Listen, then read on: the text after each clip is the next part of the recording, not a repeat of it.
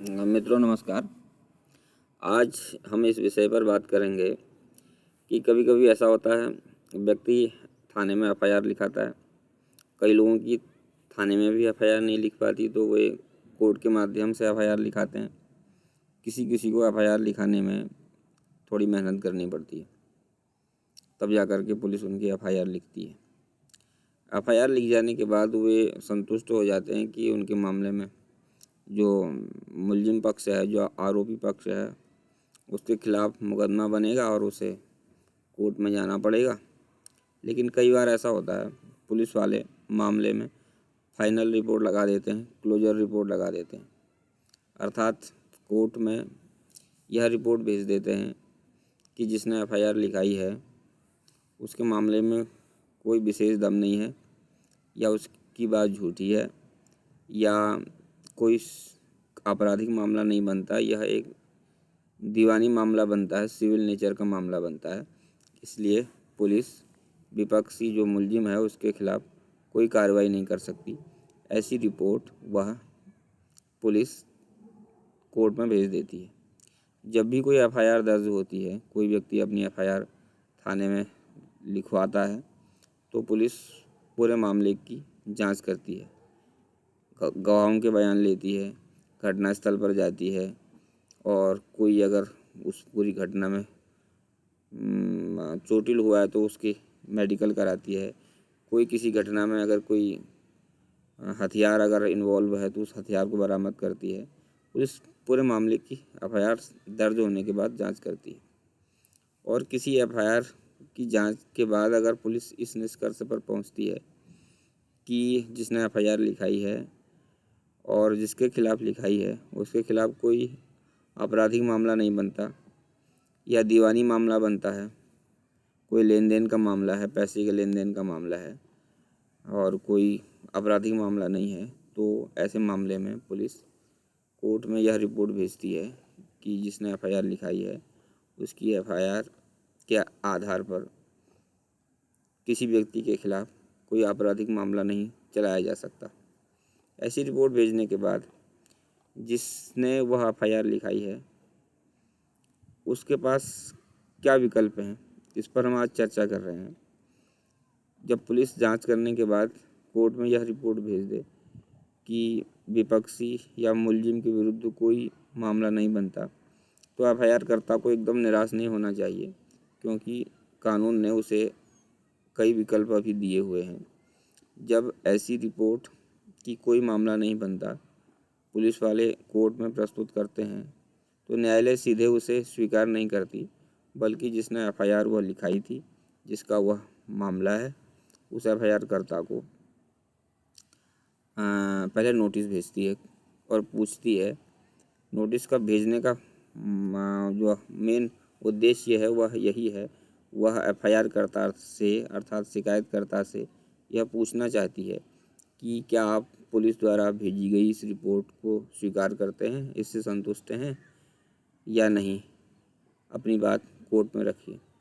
जिसकी वह एफआईआर है, जिसके मामले में वह पुलिस ने फाइनल रिपोर्ट लगाई है,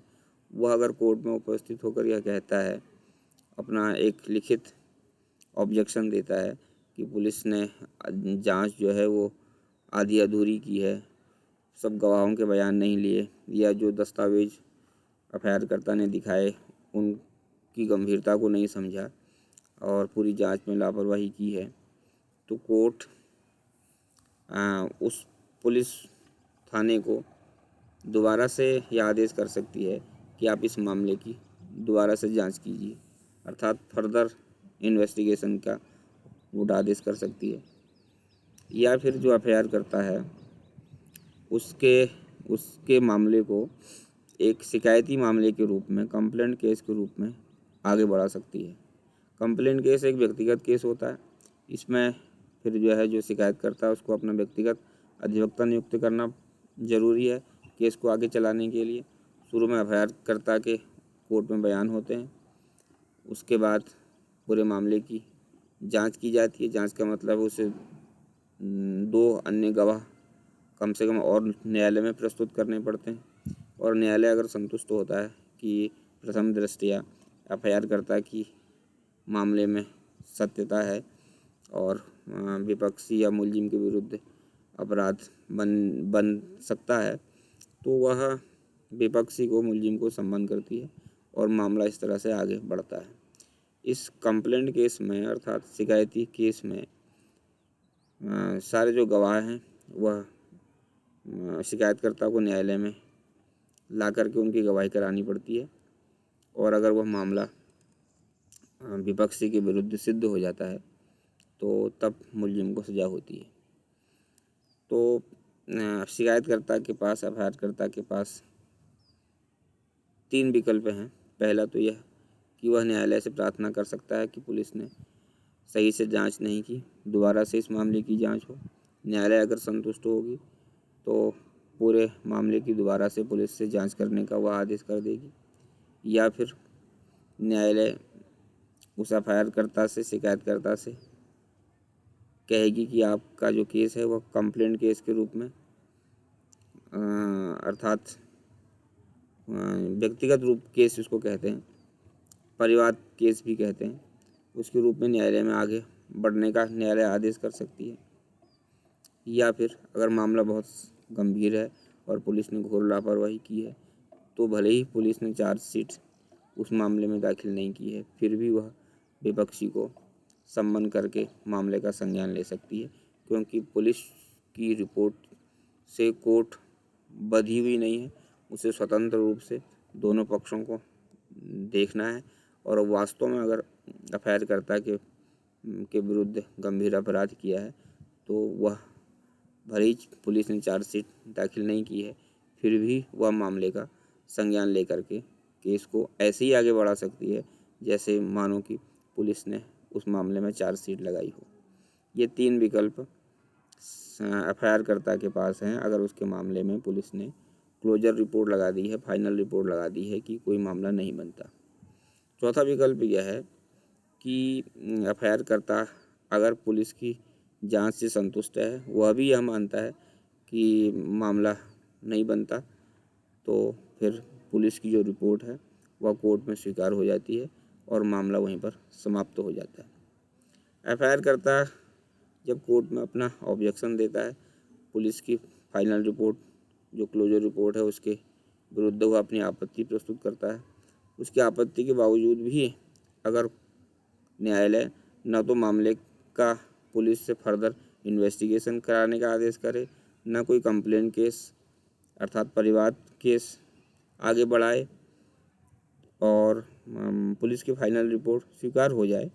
तो एफआईआर के पास एक और अधिकार है, वह उस कोर्ट के आदेश का उससे उच्चतर न्यायालय में रिवीजन कर सकती है और सीधे उस आदेश को क्वेश करने के लिए हाई कोर्ट भी वह शिकायतकर्ता जा सकता है। यह अधिकार शिकायतकर्ता के पास अर्थात एफआईआर दर्ज करने वाले के पास सुरक्षित हैं। इसलिए जैसे ही पुलिस किसी एफआईआर के मामले में फाइनल रिपोर्ट लगा दे अर्थात यह कह दे कि कोई मामला नहीं बनता, तो एफआईआर को निराश नहीं होना चाहिए, क्योंकि कानून ने उसके अधिकारों को सुरक्षित करते हुए उसे कई अधिकार कानून में दे रखे हैं, उनके तहत वह आगे अपने मामले की पैरवी कर सकता है। धन्यवाद।